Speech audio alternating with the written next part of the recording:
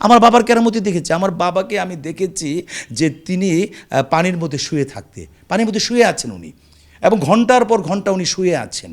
উনি বলতে পারতেন কবে কি হবে, বলতেন। আমাদের বাড়িতে মাজার আছে, আমার বাবার মাজার আছে। আমার বাবা খুব সাধক ছিলেন, খুব সার্থক ব্যক্তি ছিলেন। উনি বাংলা, ইংরেজি, আরবি, উর্দু সকল ভাষায় পারদর্শী ছিল। তার সাথে কিছু সান্নিধ্য পেয়েছি বলে আমি এই ধর্ম সম্পর্কে, আমি এই সুফিবাদ সম্পর্কে কিছু জানার চেষ্টা করেছি। এবং আমি বিশ্বাস করি আমার বাবার মাজারে প্রতি বছর 3 দিনব্যাপী উরস হয়।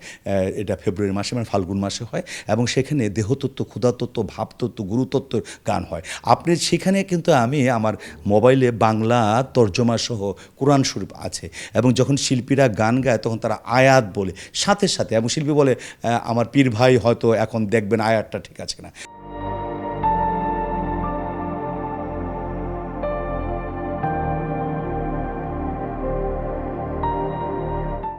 আমি দেখেছি সে আয়াতটা ঠিক বলছে।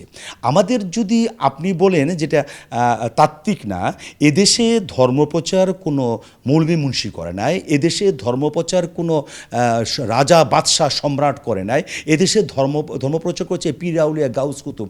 আপনাদের 360 জন আউলিয়া এসেছিলেন, হজরত শাহজালাল বাবা, হজরত শাহপরান বাবার মাধ্যমে, শাহ মুকদুম, সব জায়গায় তারাই কিন্তু ধর্মপ্রচার করেছে। আপনারা একটা কথা আমি যুক্তি দেখাচ্ছি, যে আপনারা জানেন যে মুঘলরা সব মুসলমান ছিল এবং তারা দীর্ঘদিন এই সাম্রাজ্য শাসন করেছে, এবং দিল্লি তাদের রাজধানী ছিল।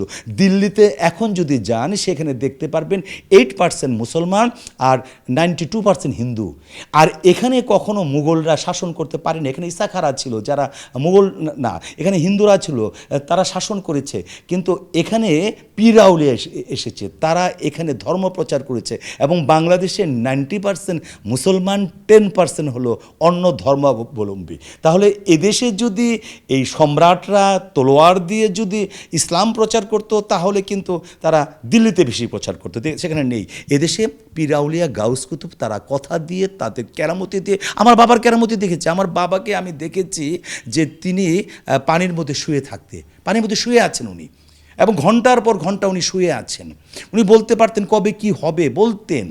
আচ্ছা, এই যে পাগলা মসজিদে যে টাকা, এটা কেন? পীরের জন্য।